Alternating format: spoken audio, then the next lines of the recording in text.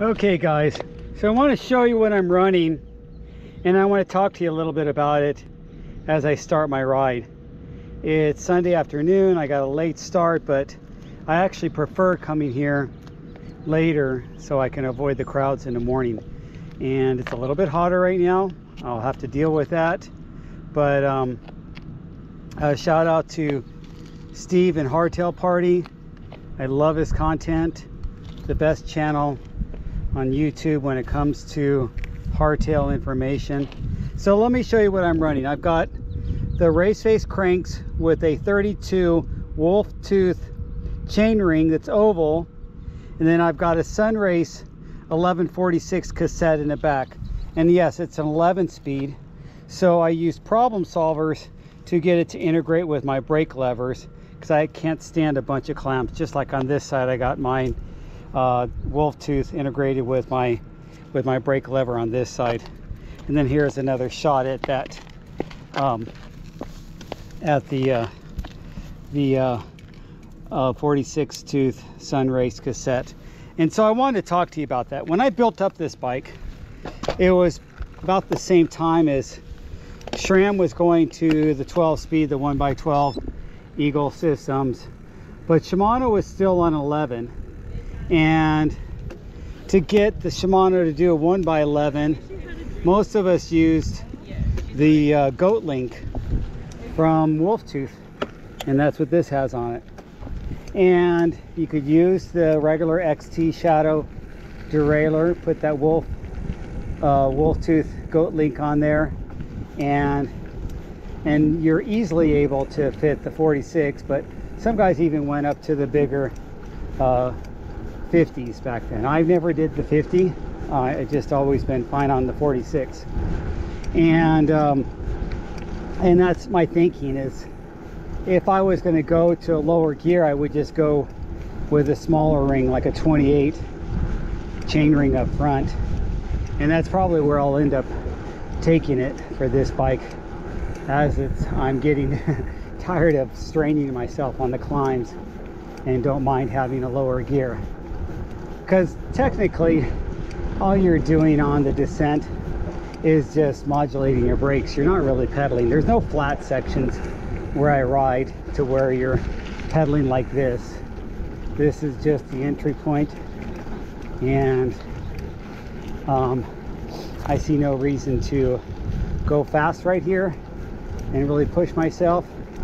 The timing for me starts when I start the dirt climb, and that's where all the Strava segments are that I pay attention to.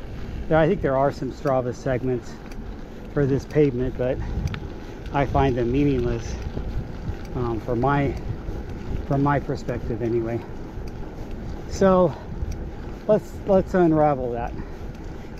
With the 11 speed, yes, I had to do a little bit of jerry rigging to get the Shimano to do a 1x11, and that was fine. It worked out.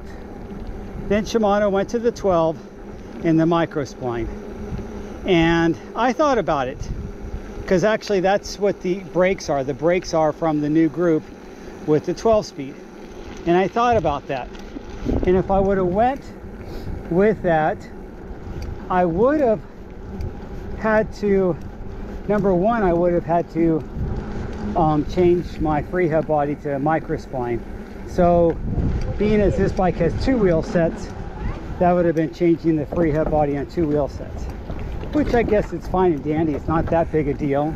Although the free hub body on these Hadleys are titanium, so I probably wouldn't have had titanium free hub bodies. They would have been steel or aluminum, I'm sure. I do like the fact that they're pretty bomb proof, and my cassettes never gouge them out at all. They stay really, they're almost looking brand new actually. The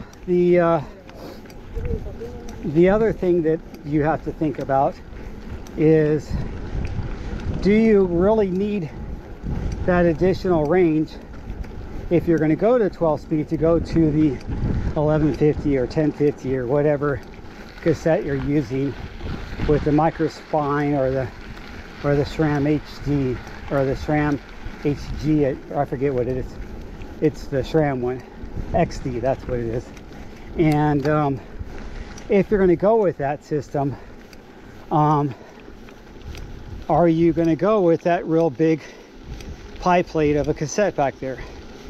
And it gives you a lot easier gears to go with, but it's probably, and you guys know this better than I do, but to go beyond 46, to go to 47, 48, 49, 50, I don't think it goes in those increments. I think it jumps around more. It might jump 2 or 3 before you get up to that big 50. Or if you have an E13, I think they go 52. So to get to those huge pie plate gears back there, how much is it improving or making it easier compared to just going with a smaller chainring? Because my smaller chainring, well, right now I have a 32 oval, which is equivalent to a 34, but if I went to a 28 round, not oval, just a 28 round, or I was able to source a 26 maybe in the front, wouldn't that give me an even higher range by having a 28 to 46? So you guys that are good at math, tell me in the comments, what do you think? And I'm asking because I'm going to go with a new crank set. These are the original cranks I had when I built this bike up, because I had them, I could source them, I had them in my parts bin. But I want to go with the new Garbarook, and I want to go with 165 crank arms, which I've never done 165 crank arms. I've always done 170 or 175, and I'm going to go with the shorter crank arms.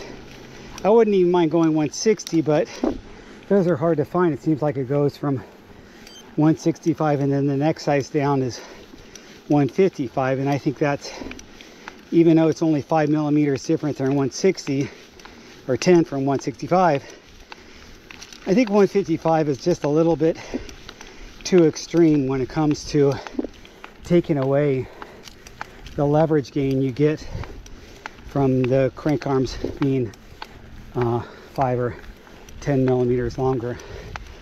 So if you have an e-bike, perhaps because you don't need to have leverage because your motor does that, but if you're pedaling and earning your turn, then you get leverage.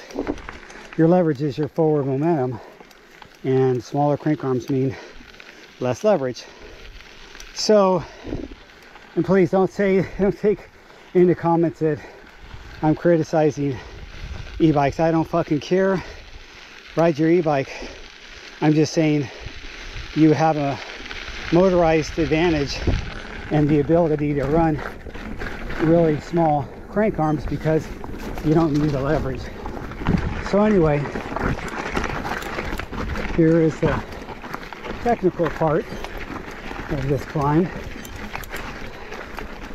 in the beginning, and I will be turning off this video.